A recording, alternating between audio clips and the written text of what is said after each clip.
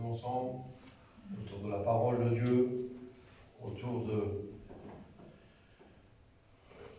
de cette bonne parole qui va jouer en nos cœurs, qui parle toujours. Vous savez, la parole de Dieu est similaire dans la Bible à un marteau qui brise le roc.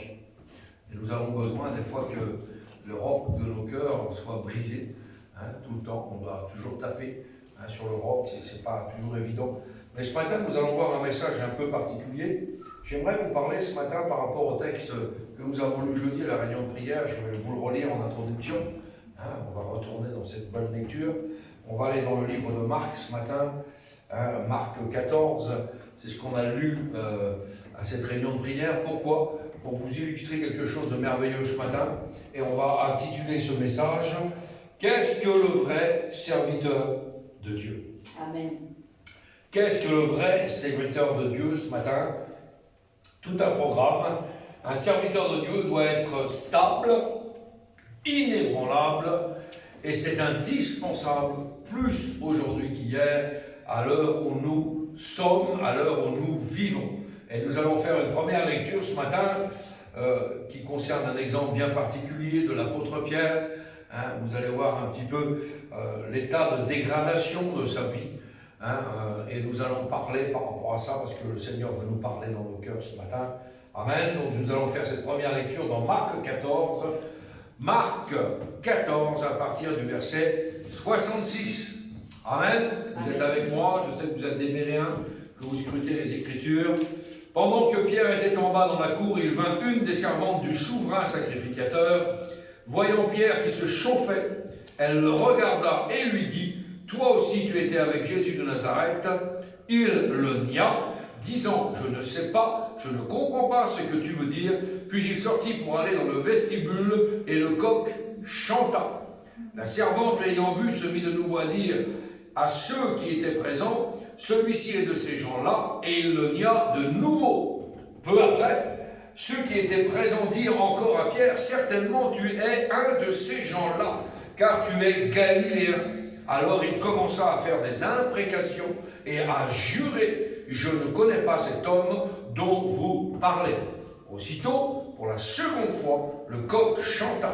Et Pierre se souvint de la parole que Jésus lui avait dite « Avant que le coq chante 2 fois, tu me renieras 3 fois. » Et en y réfléchissant, il pleurait. Alors ce matin, Père, nous te bénissons pour l'exemple de Pierre. Aide-nous à comprendre ce matin dans le service de Dieu, dans la maison de Dieu. Seigneur, tes serviteurs, tes servantes ont besoin de stabilité et de fermeté dans ces jours terribles de la fin des temps. Tel que ton apôtre Paul nous l'a déclaré. Sache que dans les temps, nous vivons dans les derniers jours, il y aura des temps difficiles, des temps diaboliques.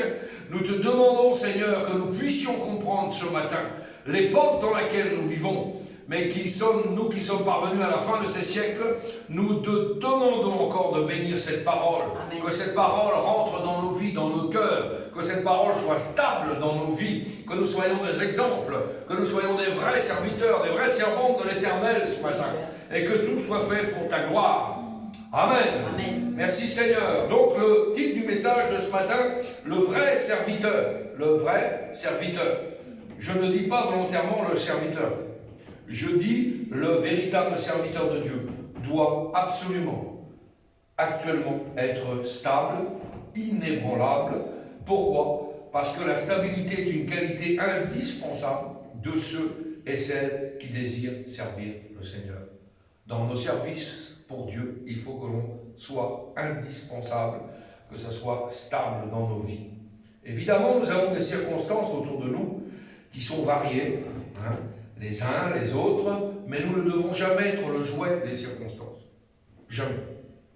C'est-à-dire que selon la circonstance, je prends telle position et selon une autre circonstance, je tourne la veste et je prends une autre position. Évidemment, si une personne est comme cela dans le service de Dieu, alors cela veut dire qu'on ne peut pas se fier à ces personnes parce qu'ils virevoltent. Ce sont des gens qui sont ballottés au flot de la mer, au gré du vent, et ça, c'est pas biblique. Ceux qui sont ballottés au flot de la mer et au gré du vent, les païens sont ballottés au fil des flots. Mais nous, dans la bataille, nous l'avons vu le dimanche dernier, dimanche d'avant, Nous sommes plus que victorieux, mais pour ça, il faut être dans la bataille. Dans la bataille, ces gens-là tournent le dos, ils s'enfuient, ou sont même capables de prendre position contre leur chef de guerre. Laissez-moi vous dire que dans une bataille, on appelle cela des traîtres. C'est clair, net et précis. L'apôtre Paul a eu toutes sortes de difficultés. Toutes sortes de difficultés. Il a vécu toutes sortes d'épreuves. Il a dit qu'il était en danger parmi les païens. Il l'a écrit plusieurs fois. En danger parmi les faux frères. Il l'a dit, il l'a écrit. Et particulièrement, il a parlé de prison. Il a parlé de lapidation. Il a parlé de naufrage, de différentes veilles, de jeûnes multipliés. Et il a dit, qu'est-ce qu'il a dit en finale? Il a dit, aucune de ces choses ne m'a ébranlé. Aucune de ces choses ne m'a ébranlé. Aucune de ces choses ne m'a secoué. C'est quelque chose d'extraordinaire quand même. Hein. Alors nous allons voir le cas de Simon-Pierre ce matin, hein, qui au départ a eu un tempérament très loin d'être stable, un tempérament inconstant. Et on se rappelle un jour où Jésus, bien descendant d'une montagne, pose cette question à ses disciples. Et il pose cette question qui est très simple. Et vous, qui dites-vous que je suis? Vous vous rappelez de ce texte? Qui dites-vous que je suis? Et Pierre, tout de suite Pierre, a déclaré, tu es le Christ. Tu es le Christ, Christos. Tu es le Messie, tu es le Sauveur, tu es celui que le peuple attend. Ça, c'est la revendication de Pierre. Et Jésus répond à Pierre et lui dit, tu es heureux, Simon, tu es heureux. Car tu viens de déclarer, de dire, car quand cette révélation ne vient pas de toi, tu m'as bien compris, mais tu viens de dire, tu viens de déclarer, mais celui qui est te l'a montré, celui qui a levé le voile sur mon identité, ce que je suis, c'est le Christ. Oui, tu viens de le dire, tu es heureux parce que c'est le Père qui t'a montré cela. Tu es heureux sur cette pierre parce que sur cette déclaration, sur cette pierre, je vais bâtir mon Église. Et les portes de l'enfer ne prévaudront pas contre elle. Amen. Amen. Quelle parole, quelle parole prophétique, quelle parole merveilleuse. L'Église catholique a tordu le sens de ce verset en disant que l'Église est bâtie sur l'apôtre Pierre. Hein. C'est faux, vous avez bien compris. L'Église de Dieu n'est pas bâtie sur un homme fragile comme du sable. Si l'Église reposait sur mes épaules, on n'irait pas bien loin. Non. L'Église de Dieu n'est pas bâtie sur un homme fragile comme du sable. L'Église de Dieu est bâtie sur cette révélation, sur cette pierre d'angle, sur ce rocher, sur ce qui vient d'être dit, tu es le Christ. Amen. Le sage a bâti sa maison sur le roc. Le roc, c'est Jésus ce matin. Si vous bâtissez votre maison spirituelle sur un homme, vous serez déçus. Ne bâtissez jamais votre vie spirituelle sur le pasteur un tel ou un tel. Il y a des gens qui sont fans d'un pasteur, d'un autre pasteur, ou d'un mouvement, ou d'une religion, vous serez toujours déçus. Non. Hein? Le pape, etc. Non, non plus. Bâtissez votre vie sur le roc qui est Jésus. Et les portes de l'enfer n'auront pas la victoire. Vous résisterez aux tempêtes. Le fou, lui, on connaît l'histoire, a bâti sa maison sur le sable. Les mêmes tempêtes viennent contre cette deux vies. L'une tombe, l'autre demeure. Pourquoi? Parce que l'une est bâtie sur une vérité, et non pas seulement sur du sable. Fluctuant, des pensées humaines, des philosophies humaines, des religions humaines. Il faut être bâti sur la vérité. La vérité, c'est la parole de Dieu. Si vous êtes bâti sur la vérité, eh bien, vous serez inébranlable. Peu importe l'épreuve, peu importe la difficulté, peu importe les tueries, l'Église, la vraie, ne peut pas s'écrouler. Pourquoi? Parce qu'elle est véritablement, fermement établie sur le roc qui est Jésus-Christ. Et dans cette Église spirituelle, chacun de nous doit être une pierre vivante. Chacun de nous doit être une pierre vivante. L'apôtre Pierre, plus tard, va écrire et il va dire « Vous-même, les chrétiens, comme des pierres vivantes, édifiez-vous pour former une maison spirituelle. » Nous voulons former une maison spirituelle ce matin. Nous sommes chacun d'entre nous des pierres vivantes. C'est quelque chose de très simple à comprendre. Chacun doit être une pierre vivante dans un édifice. Vous savez, la fondation d'une maison, souvent invisible à l'œil, hein, les fondations ne sont pas souvent visibles. Si je vous dis ce qu'il y a sous le sol, je ne peux pas vous le dire, on ne le voit pas à l'œil nu. C'est la fondation invisible, à l'œil. Et la superstructure, c'est-à-dire ce qui sort, hein, à l'air libre, et la vue de tous sont semblables par leur substance. Mais ils sont différents par leur dimension. Et tout membre qui fait partie de l'édifice de l'Église, il peut être tout petit, mais quant à sa nature, il possède la nature de la tête. de l'Église. Merveilleux. C'est quelque chose d'extraordinaire. Vous avez la même nature, vous les chrétiens, nés de nouveau, lavés dans le sang de Jésus. Vous avez la même nature que la tête de l'édifice, que la tête de l'Église, qui est Jésus-Christ. Amen. Nous ne sommes pas des dieux, des petits dieux, non. Mais nous avons en nous la nature de Christ. Nous sommes habités maintenant par Christ. Qu'est-ce que dit la Bible? Christ en vous, l'espérance de la gloire. Merveilleux. Quel beau verset. Alléluia, gloire au Seigneur. Le Seigneur a dit à l'apôtre Pierre, je te donnerai les clés du royaume. Quoi? Les clés du royaume des cieux. Il veut te donner les clés du ciel. Il veut te donner les clés du paradis. La Bible dit, ce que tu liras sur la terre sera lié dans le ciel. Ce qui veut dire quoi? Que le ciel note ce qui est fait ici-bas sur terre et c'est accompli là-haut aussi dans le ciel. C'est très clair. Ce que tu délieras de même sur la terre sera aussi délié dans le ciel. La promesse est faite à l'apôtre Pierre et cette même promesse est adressée ensuite à toute l'Église. Je vous le dis en vérité, vous trouverez ça dans Matthieu 18, verset 18, tout ce que vous lirez, c'est-à-dire tout ce que vous lirez, vous les disciples de Jésus-Christ, sur la terre, sera lié dans le ciel, ce que vous délirez sur la terre sera délié dans le ciel. Alors on parle de quoi? Parce qu'il y a beaucoup de mélange sur cette phrase-là, sur ce verset-là. On parle de quoi? On parle de l'évangile. C'est-à-dire, pasteur, quand je prêche l'évangile, la personne qui accepte l'évangile est déliée. Je répète, quand je prêche l'évangile, la personne qui accepte l'évangile est déliée. Elle est déliée sur la terre et elle est déliée dans le ciel. D'autres personnes qui entendent le même message, même témoignage, refusent la parole de Dieu. Alors, elles sont par rapport au témoignage et à la prédication rendue qui est donnée par le chrétien, liées sur la terre et dans le ciel. Parce que la personne ne croit pas. Donc, l'évangile lie ou délie celui qui l'écoute. Très clair à comprendre. C'est très clair. Celui qui l'accepte ou le refuse est lié. L'apôtre Pierre a donc les clés pour ouvrir les portes. Exemple, à la Pentecôte, il va se servir des clés et il va ouvrir les portes du ciel à 3000 personnes. Imaginez, comment cela, en prêchant l'évangile, vous avez cloué le Seigneur de gloire, Dieu l'a ressuscité d'entre les morts, donc ça c'est le message de Pierre. Alors les gens sont interpellés. Mais qu'est-ce qu'il faut faire, Pierre? Oh, Pierre, qu'est-ce que l'on va faire? Première phrase, repentez-vous. Repentez-vous. Ce mot repentance est parfois changé dans certaines églises. Le mot repentance, j'ai regardé ça et j'étais même surpris, moi, attristé dans mon cœur, dans certaines versions de Bible. Plus les Bibles sont retraduites, on enlève le mot repentance.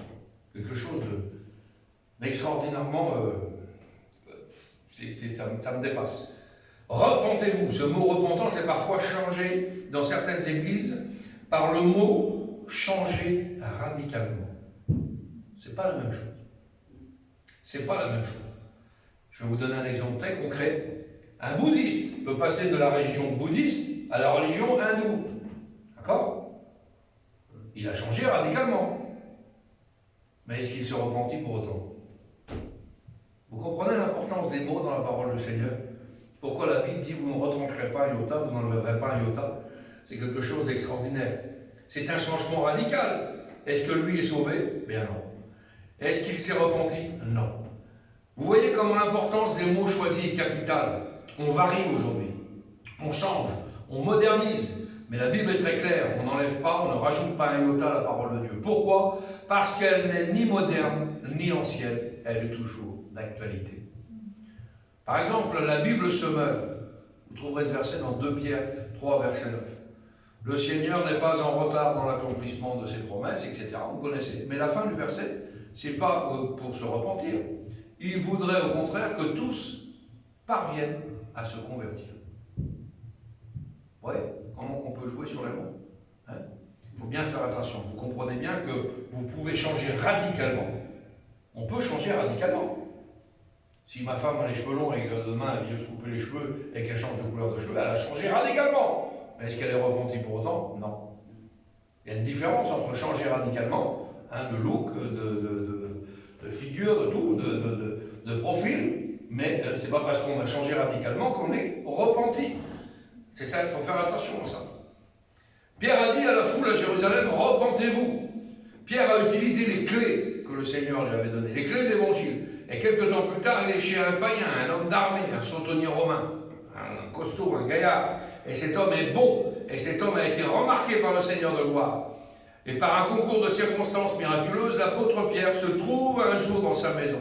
Sa maison est pleine à craquer, et Pierre est là. Il utilise encore les clés du ciel, les clés de l'Évangile. Il prêche l'Évangile. Tous ceux qui sont là rentrent le même jour dans le ciel. Ils sont sauvés. Ils croient à ce que l'apôtre Pierre a déclaré. Et en plus, cerise sur le gâteau, durant la même soirée, ils sont tous baptisés dans le Saint-Esprit et ils se mettent à parler en langue. Ce sont de nouveaux convertis. Gloire à Dieu. Les exemples pour vous montrer ce que tu liras sur la terre sera lié dans le ciel, ce que tu délieras sur la terre sera délié dans le ciel. Amen. C'est l'Évangile qui délie et qui délie. Vous avez compris? Chers amis, quand l'apôtre Pierre a été délivré de son instabilité, eh bien, il est devenu un ministre ferme, comme le Seigneur Jésus-Christ. Il est devenu un roc. Il était capable d'utiliser les clés pour délier et délier avec l'autorité de son maître. Et vous, les chrétiens, vous avez aussi ces clés en votre pouvoir. Amen. Amen. Seigneur. Lorsque vous parlez à quelqu'un de Jésus, vous liez la personne parce que maintenant elle a entendu l'évangile. Ou vous la déliez parce que maintenant, non seulement elle a entendu, mais elle croit à l'évangile et la personne est délivrée. Alléluia. Alléluia. Évidemment, on sait que beaucoup de gens qui sont dans la religion sont liés aujourd'hui. Mais lorsque l'évangile vient percuter une vie, alors on voit sa situation réelle. L'évangile délie. Amen. La bonne parole délie. Elle délivre et elle délie. Chers amis, j'aimerais vous dire qu'il n'y a aucun tempérament inconstant pour servir le Seigneur. Un jour en haut, un jour en bas, qui peut exercer un ministère puissant, ce n'est pas possible. Un serviteur qui veut exercer un ministère puissant ne peut pas être un jour en haut, un jour bien, un peu lunatique, un peu si. Ça ne fonctionne pas. Comme Pierre dans les Actes, et on va le voir. Si nous avons affaire à un serviteur qui vacille, alors on ne peut pas compter sur lui pour l'œuvre de Dieu. On ne peut pas l'utiliser. Un jour, il est flamboyant, rempli de l'esprit, et la semaine suivante, il est par terre. Ça ne peut pas fonctionner comme ça. Nos natures instables doivent être transformées pour assumer les fonctions d'un service spécifique à l'intérieur de l'Église de Dieu, à de très grandes ressources. Toutes sortes de façons et de manières pour transformer nos caractères. Il a toutes sortes de façons, Seigneur, ne vous inquiétez pas, il est capable de transformer encore nos fichus caractères. Il l'a fait pour l'apôtre Pierre. Le Seigneur n'a pas rejeté l'apôtre Pierre. Jamais vous verrez le Seigneur rejeter l'apôtre Pierre.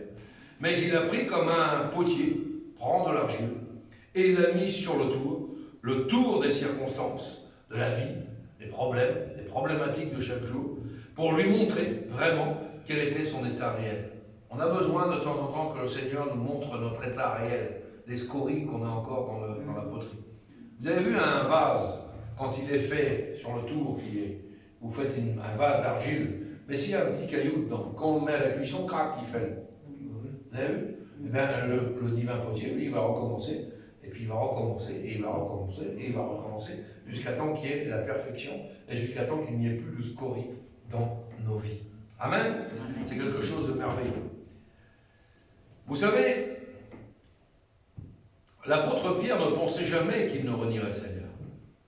Il était sincère quand il a dit cela. Jamais, même s'il faut aller jusqu'à la mort, rappelez-vous les paroles de Pierre, même s'il faut aller jusqu'à la mort, mais voilà, il ne se connaissait pas. Et dès qu'une petite servante, nous l'avons vu dans la lecture d'introduction, a commencé à parler, alors il a flanché. Et il a très vite tourné sa veste. Je ne le connais pas. Est-ce possible? Nous pensons que nous pouvons aller jusqu'à la mort, nous-mêmes. Mais est-ce possible, réellement? Est-ce que nous connaissons nous-mêmes? Même si un jour, vous avez des terroristes qui rentrent dans l'église avec des kalachnikovs sous les regards, vous demandant de renier le Seigneur, c'est entre votre vie ou la mort. C'est bien différent. L'apôtre Pierre pensait qu'il ne renierait jamais le Seigneur. Quand on parle de stabilité, quand on parle de solidité dans la vie chrétienne, on parle de suite dans les idées. Et cela devient, du départ de notre vie chrétienne, la façon avec laquelle vous avez accepté le Seigneur. Nous avons accepté de vivre avec le Seigneur et pour le Seigneur, quoi qu'il arrive. Et je vous le dis, beaucoup ne disent pas qu'il y aura des combats. Beaucoup ne disent pas qu'il y aura des luttes. Beaucoup ne disent pas qu'il y aura des moments durs. Et c'est pour cela que beaucoup sont surpris et déçus dans la vie chrétienne. Laissez-moi vous dire, vous voulez la victoire, nous l'avons vu, nous sommes dans la victoire complète avec Christ. Eh bien, il n'y a pas de victoire sans lutte, il n'y a pas de lutte sans combat, il n'y a pas de lutte sans effort, il n'y a pas de lutte sans bataille. Et dans n'importe quel domaine, que ce soit le sport, que ce soit la vie de tous les jours, et encore bien plus dans la vie chrétienne. La Bible nous dit qu'il faut être un fidèle jusqu'à la mort. Cela ne veut pas dire uniquement jusqu'à ce que tu meurs. Cela veut dire aussi jusqu'à ce que tu sois tué. Ça peut le dire ça aussi. Sois fidèle jusqu'à ce point-là. Et dans l'Épître aux Hébreux, on nous dit si vous n'avez pas encore résisté jusqu'au sang contre le péché. Ça veut dire quoi ça? Eh bien, ça peut aller jusqu'à ce point-là. Et nous devons vraiment y penser. Nous devons vraiment avoir de la constance. Nous devons avoir une position équilibrée et une position ferme et durable. Vous savez, quand vous prenez l'avion, ceux qui ont pris l'avion, quand vous regardez par les hublots, vous avez la chance d'être au niveau des ailes. Les ailes sont des stabilisateurs pour l'avion. Hein, sur certains bateaux, quand vous voyez des courses de 30 grandes vitesses sur les bateaux, il y a la coque principale, les catamarans, et il y a des flotteurs de chaque côté. C'est des stabilisateurs. Eh bien, le chrétien aussi a besoin d'être stable et d'avoir des stabilisateurs dans sa vie chrétienne. Les stabilisateurs, c'est les réunions, l'enseignement, la doctrine, lire la parole de Dieu, la prière. Tout ça, c'est des stabilisateurs pour la vie d'un chrétien. Et dès qu'il manque quelque chose d'un côté ou de l'autre, on commence à vaciller d'un côté ou de l'autre, et on commence à être ballotté par les flots, et c'est pas bon. Il faut que la vie d'un chrétien soit très stable. Nous sommes des funambules sur un fil. Il nous faut la perche. Si on n'a pas la perche d'un côté l'Ancien Testament, de l'autre côté le Nouveau Testament, et qu'on n'est pas équilibré sur cette doctrine-là, on va très vite flancher d'un côté ou de l'autre. J'ai prêché ça. J'ai apporté ça. L'équilibre de la foi, ça s'appelle. Hein? J'ai prêché sur l'équilibre de la foi. Il faut qu'on soit équilibré. Dans les tempêtes dans lesquelles nous sommes et dans lesquelles nous allons aller, si nous avons des caractères qui montent et qui descendent, laissez-moi vous dire que nous ne tiendrons pas. Il faut absolument qu'il y ait cette stabilité. Et le Seigneur peut venir à bout de nos grandes faiblesses. Et il peut nous façonner, nous former pour être capable d'accomplir son plan jusqu'à la fin. Merveilleux. L'apôtre Pierre a une révélation merveilleuse de qui était vraiment le Seigneur Jésus-Christ. Nous l'avons vu. Tu es le Fils de Dieu vivant. Tu es le Christ, tu es Dieu. Amen. Évidemment, ça ne venait pas de lui-même. Et c'est Dieu qui lui avait révélé cela. Néanmoins, il a eu cette révélation. Aucun homme n'aurait pu transmettre une telle connaissance. Et Jésus, plus tard, est en train de parler à l'apôtre Pierre le même. Il lui parle de souffrance. Il lui parle de crucifixion. Il lui parle de résurrection imminente. Et Pierre dit à Jésus, cela ne t'arrivera pas. Cela ne t'arrivera pas. Le même homme, hein. Jésus réplique aussitôt et dit à cet homme qui vient de lui parler et de lui donner une révélation formidable, arrière de moi, Satan. Pourquoi? Pierre n'est pas Satan, vous avez bien compris.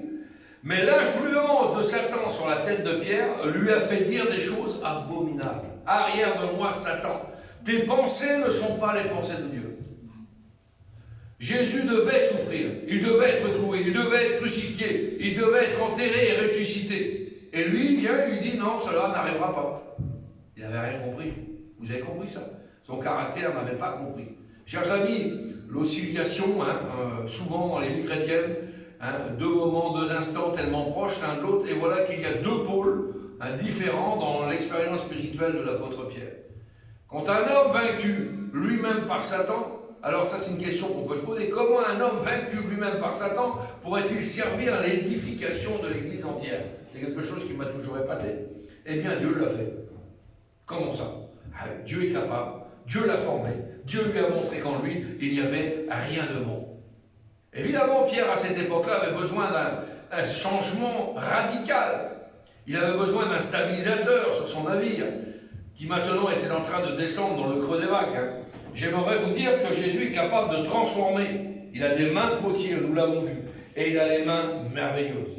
On va lire un autre texte de la parole du Seigneur pour bien s'appuyer sur la parole, pour que vous compreniez bien. On va aller dans l'évangile de Matthieu, si vous le voulez bien, et on va aller dans Matthieu 26. Matthieu 26, regardez bien ce que nous dit la parole, et on va lire à partir du verset 30. Regardez bien l'importance. Parce que, toujours s'appuyer sur l'Écriture. Après avoir chanté les cantiques, ils se rendirent à la montagne des Oliviers.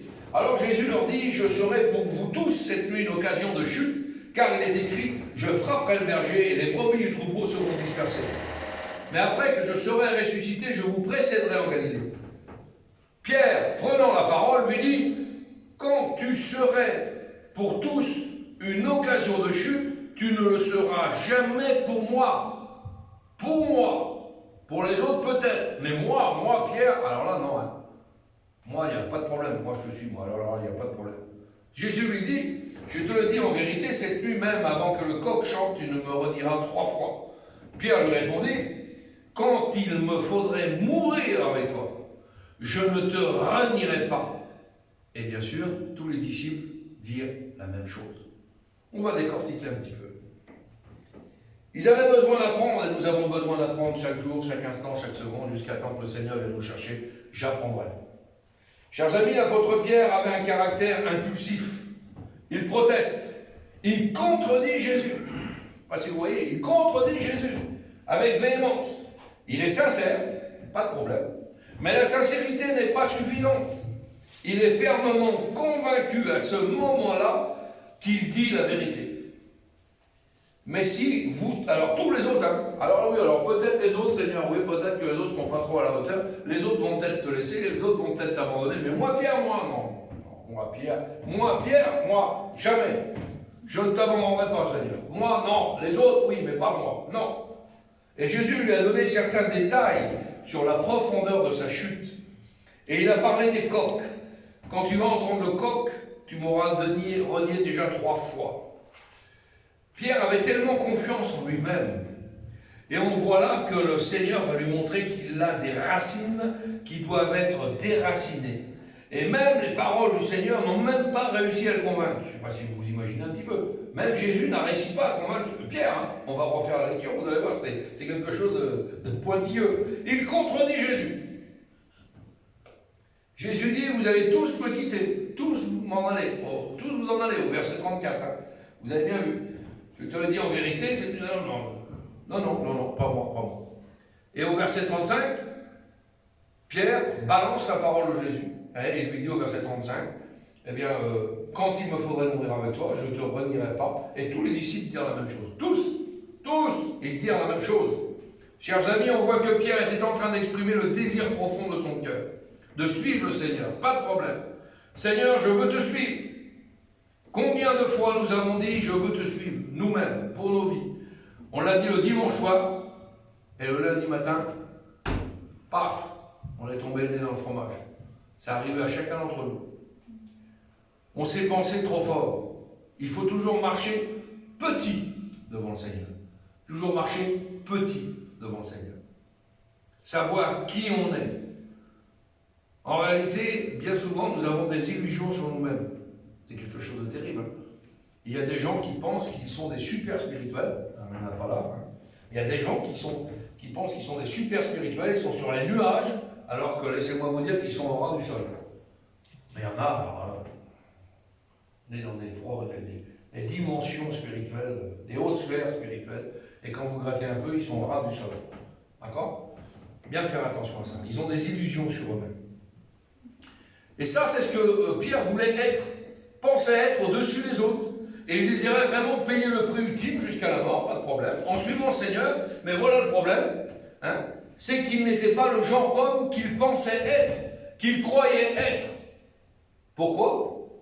On va le voir. Dans le jardin de Gethsémane, les 3 qui sont en train de dormir, Pierre, Jacques et Jean, Eh bien, Jésus va se lever de son lieu de prière et il va vers eux en train de dormir. Et il s'adresse à qui? Il s'adresse à Pierre. Et il lui dit, vous n'avez donc pas pu veiller avec moi 1 heure. 1 heure. 1 heure. 1 heure. Est-ce qu'on passe 1 heure à genoux chez l'autre tous les jours pour prier le Seigneur sur 24 heures? 1 heure. Ils n'ont pas pu. Ils n'ont pas pu 1 heure. Et Jésus va leur dire, il n'y a pas de problème. L'esprit est très bien disposé. On a tous des esprits très bien disposés. Il n'y a aucun souci. Pas de problème. Mais la chair, encore cette chair de misère, elle est faible. Laissez-moi vous dire que nous transportons un cadavre sur nous. Cette chair de misère, là, c'est lourd à transporter des fois. Hey, elle ne veut pas. Alors cette chair de misère, là, c'est très très très faible, la chair. Voilà Pierre, plein de bonne volonté, mais il n'est pas stable. Il est versatile. Devant la foule qui est venue saisir Jésus cette nuit-là, Pierre change radicalement, soudainement, et sa voile de bord, et il s'en va dans une autre direction. Il change d'attitude face à l'évolution des circonstances. Tout son être se révolte. Il prend son arme, il coupe une oreille, il se bat. Cela prouve qu'il est prêt à mourir. Cela prouve-t-il qu'il est prêt à mourir pour son Seigneur? Pas du tout. Alors où est Pierre quelques instants plus tard? Il est dit, vous savez ce qu'il est dit plus tard? On a lu, hein? Regardez bien. Tous les disciples dirent la même chose. S'il faut mourir pour toi, je ne te redirai pas. Et tous les disciples dirent la même chose. Quelques instants plus tard, il est dit, tous l'ont abandonné. Tous l'ont abandonné. Vous imaginez un petit peu? C'est quelque chose d'extraordinaire. Non seulement ils l'ont abandonné, mais la Bible dit, ils prirent la fuite. Si aujourd'hui dans les églises mondiales, si on regardait aujourd'hui réellement, parce que tout ça vient de là, combien de gens sont réellement nés de nouveau? La métanoïa. Si on voyait combien de gens sont réellement nés de nouveau, ce serait quoi? Sur toutes les églises mondiales, je crois. Eh bien, un petit pourcentage. Un petit troupeau. Un petit reste. Ça ne vous parle pas, ça? Je vous ai prêché là-dessus. Petit reste qui sera enlevé. C'est ça. Un petit troupeau. De Genèse à Apocalypse, la Bible parle de petit troupeau. Pourquoi? Parce qu'il y a beaucoup de chrétiens aujourd'hui qui ne sont pas nés de nouveau. Donc ils sont remplis de bons sentiments. Ils ont beaucoup de sentiments pour Christ. Ils adorent Christ, pas de problème. Mais dès que la difficulté arrive, pourquoi? Parce qu'il n'y a pas cette transformation. Il n'y a pas cette nouvelle naissance. On aime Dieu, mais on n'aime pas Dieu dans le plan de Dieu. Donc c'est plus compliqué. Pierre a déserté. Il se trouve maintenant dans la cour. Il est dit qu'il suivit Jésus de loin. C'est marqué. Il suivait Jésus de loin. Laissez-moi vous dire que ce matin, si vous suivez Jésus de loin, vous allez le renier tôt ou tard. Et vous ne pourrez pas faire autrement que de le renier. Pour ne pas le renier, il faut le suivre de proche. Il faut être collé à Jésus. Quand vous serez collé à Jésus, il n'y a pas de problème, vous ne renierez pas Jésus. Dans toutes les circonstances, quand il est aimé, bien sûr, ça c'est facile à suivre. Quand il est haï, c'est plus dur. Quand on lui crache dessus, c'est encore plus dur. Mais il faut le suivre, il faut coller à lui. Mais Pierre, le suivant de loin, et maintenant, il est assis où? On l'a vu le texte d'introduction, auprès d'un feu. Ah, il n'est plus avec Jésus, il est assis auprès d'un feu. Il est assis auprès des moqueurs, des moqueuses. C'est ça hein, qui se passe. Qui regardaient ce qui se passe là-bas, plus loin là-bas. Ah, Jésus, il passe dans le tribunal truqué là-bas. Il n'y a pas de problème. Hein, on regarde de loin. Soudain, Pierre est terrassé par la peur. Vous savez pourquoi? Juste par la parole d'une petite servante. Toi là, toi, tu étais avec lui. Là. Toi, certainement, tu étais avec lui. Et est-ce là l'apôtre Pierre qu'on a vu tout à l'heure, qui était gaillard? Est-ce là l'apôtre Pierre qui était rempli d'assurance? Même si tous te renient, pas moi. Hein. Et on voit quelques lectures plus loin qu'il est assis loin là. Et puis qui dit en plus, hein, je ne suis pas avec lui, moi, je ne connais pas cet homme. C'est ce qu'ont fait les chrétiens, pas que lui. C'est ce qu'ont fait les chrétiens de l'église du départ à Rome. Lorsque Paul est dans le pétrin jusqu'au cou et que l'empereur Néron va bientôt lui couper la tête, Paul écrit en disant « Tous m'ont abandonné ». Tiens, comme Jésus, tous m'ont abandonné. Personne ne m'a assisté. Ils ne sont même pas venus au procès. Ah pourtant, là, c'était des fidèles, hein. Les chrétiens, ouais, tous m'ont abandonné. Mais, gloire à Dieu, c'est le Seigneur qui m'a assisté. Et cela, que ce soit, on ne peut pas lui imputer, hein, que le Seigneur a assisté l'apôtre Paul. Jésus est humilié dans la cour de justice. Pierre cherche à éviter toute participation aux souffrances de Jésus. Il veut sauver sa peau, il va renier 3 fois. Et vous savez, il y a quelque chose de terrible. Première fois, il dit non. Deuxième fois, il jure, il commence à faire des jurements. Et troisième fois, il fait des imprécations. Vous savez ce que c'est le mot imprécation? C'est avoir des projets de malheur contre quelqu'un. Donc à lui, ah bah oui, bah tuez-le si vous voulez, moi je ne connais pas, puis sûrement vous avez raison de le tuer. C'est ça que ça veut dire l'imprécation. Le mot imprécation en français, c'est avoir des projets de malheur contre quelqu'un. Lui, l'apôtre Pierre qui avait suivi Jésus, et qui avait dit quelque temps avant, je ne te renierai pas, je te suivrai jusqu'à la mort. Quelle dégradation! Et oui, c'est bien le même homme. Le mal dont il souffrait a de très profondes racines. Il y avait dans son caractère une faille extraordinaire. Pierre était gouverné, dirigé par ses émotions. Et nous avons une église, aujourd'hui, je fais le comparatif, cette église de la fin des temps, cette église où nous sommes, pas nous, mais l'église qu'il y a autour de nous, il y en a plein des comme ça, plein des comme ça. Des églises de ces fins des temps, qui sont dans l'émotion, des églises sentimentalistes, la musique, les chants, ah c'est merveilleux, je pleure, il y a des cantiques merveilleux, il y a des chants merveilleux, mais il n'y a plus de prédication, il n'y a plus d'enseignement. Moi j'ai vu des églises où aujourd'hui l'enseignement c'est un quart d'heure et tout le reste, des chants, des louanges, du détraquage, on part dans tous les sens, des concerts, pas de problème, merci Seigneur, mais où la parole?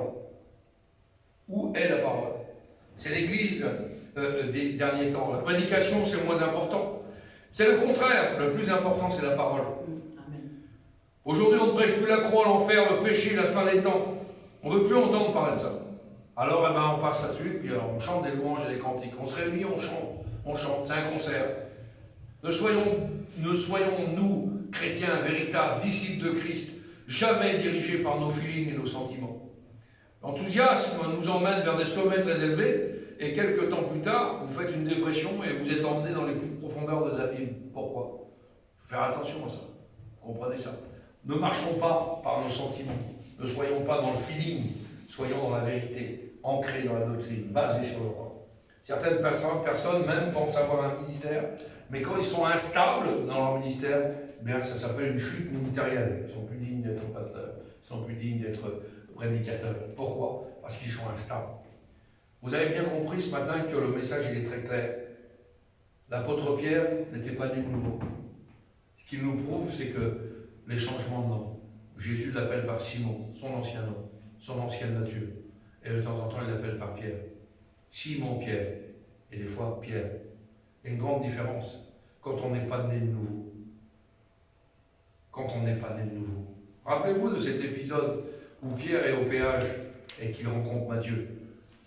Pour encore, par amour, Jésus, par parabole, pour lui faire comprendre qu'il était encore de l'ancienne nature, vous savez ce qu'il dit à Pierre? Pierre était un pêcheur de métier. Et il lui dit, sors l'hameçon que tu as dans ta poche. C'est-à-dire, sors la vieille nature que tu as encore dans ta poche. Parce que tu pratiques encore des anciennes choses. Vous comprenez? C'est une parabole. Et Pierre ne le saisit pas, ça.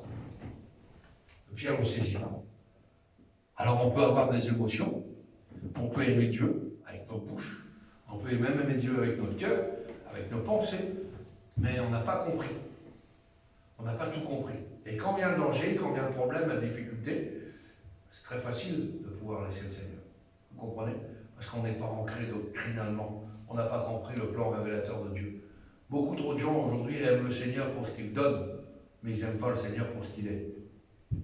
Seigneur m'a guéri, merci Seigneur. Seigneur m'a fait avoir ça, merci Seigneur. Le Seigneur, oui, il est capable de le faire. Mais est-ce que tu aimes le Seigneur quand il est haï? Est-ce que tu aimes le Seigneur quand on le fouette? Est-ce que tu aimes le Seigneur quand on va le crucifier? Est-ce que tu aimes le Seigneur quand on lui arrache sa barbe, qu'on lui crache dessus? Est-ce que tu es avec Dieu? Ou est-ce que tu aimes Dieu dans le temps de son ministère, 3 ans et demi sur la terre merveilleux, où il fait des prodiges, des miracles, et puis il avance la parole et il enseigne? C'est pas la même chose. Pierre n'avait pas compris ça. Pierre, c'était pas le même amour. Pierre, c'était mon copain. Vous comprenez ça? Quand on a un copain avec quelqu'un, oui, je vais me battre pour toi, je vais me battre, je vais faire ça pour toi. Mais il n'y avait pas cette compréhension encore. Pierre n'était pas passé par la métanoïa. Vous avez compris? Donc l'homme charnel, eh bien, il avait des failles. Moi, j'aime bien l'apôtre Pierre, parce que c'est le numéro 1 de celui qui tente tout, mais qui ne réussit pas. Il y a une période comme ça dans sa vie. Imaginez, il sort de la barque. Merveilleux. Les autres sont là, ils sont assis dans la barque, personne ne tente l'affaire, mais lui, il sort de la barque. Il avait la foi que Dieu était capable de le faire marcher sur l'eau. Il sort de la barque. Mais dès qu'il regarde la mer, il coule. Faire attention à ça. Le Seigneur nous bénisse ce matin, nous fasse comprendre que nous devons être des chrétiens, des chrétiennes stables, dans la stabilité, sur la durée, sur la longueur. Quelqu'un qui est stable, c'est quelqu'un qui est référent, on peut se fier. Quelqu'un qui n'est pas stable, un jour il est bien, un jour il n'est pas bien. Moi j'en ai vu plein de gens, c'est des feux de paille. On en a eu ici. Feu de paille, servir Dieu. Un mois après, ils sont où? Ils ont disparu de la circulation. Pourquoi? Parce qu'il n'y a pas de stabilité dans leur vie. La vie chrétienne, c'est pas un jour en haut, un jour en bas. Si, pour les problèmes, les difficultés, pas de souci. La pluie tombe sur le juste comme sur l'injuste. La parole est claire. Mais quand un juste a un problème, l'Éternel en délivre toujours. Toujours, c'est-à-dire tous les jours. Mais néanmoins, nous ne devons pas aimer le Seigneur par intérêt. Nous devons aimer le Seigneur pour ce qu'il est. Pourquoi? Parce que quand il a été crucifié à la chair, à la croix, c'est notre chair à nous qui doit être crucifiée aussi. Je vous ai prêché là-dessus, face A, face B de la croix. Vous connaissez toutes ces prédications. Et aujourd'hui, qu'est-ce que le vrai serviteur de Dieu? Qu'est-ce que la vraie servante de l'Éternel? C'est quelqu'un qui est stable dans sa vie chrétienne. Pas un jour en haut, pas un jour en bas. Il y a des gens pendant 8 jours, ils vont écouter des cantiques à fond, ils vont être super spirituels, et vous allez la semaine d'après, il y a eu un petit problème, et vous les voyez en train de crier sur les gens. Ils sont détournés complètement. Qu'est-ce qu'il y a eu? Il y a eu quoi? Il m'a énervé, je l'ai tordu le cou, ça y est, t'es parti où? C'est pas comme ça. Les chrétiennes, c'est une stabilité sur une longueur. Alors il faut qu'on puisse pratiquer les choses stables dans nos vies, prière, jeûne, tout ce que le Seigneur nous donne comme arme pour pouvoir tenir jusqu'au bout. Vous avez vu que cet exemple de Pierre, je vais m'arrêter là parce que je pourrais parler longtemps sur Pierre. Mais le Seigneur veut nous faire voir à travers cet exemple qu'on peut dire de nos lèvres, Seigneur, jusqu'au bout, il n'y a pas de problème, je suis. C'est pour ça que d'ailleurs, quelques temps après, le Seigneur lui dit, Pierre, m'aimes-tu? 3 fois. Encore 3 fois. Ça ne vous rappelle rien? Pierre, m'aimes-tu? Ah oui, Seigneur, quand même. Ah oui, moi je t'aime. M'aimes-tu? Ah oui, Seigneur, quand même. 3e fois, il a compris. Pierre, m'aimes-tu? Tu connais toute chose, Seigneur. La leçon a été retenue. Tu sais tout, Seigneur. Rien n'est caché devant toi. On prie le Seigneur ce matin. Seigneur, nous voulons te bénir, te rendre grâce. Merci, te dire merci, Seigneur, pour ta parole.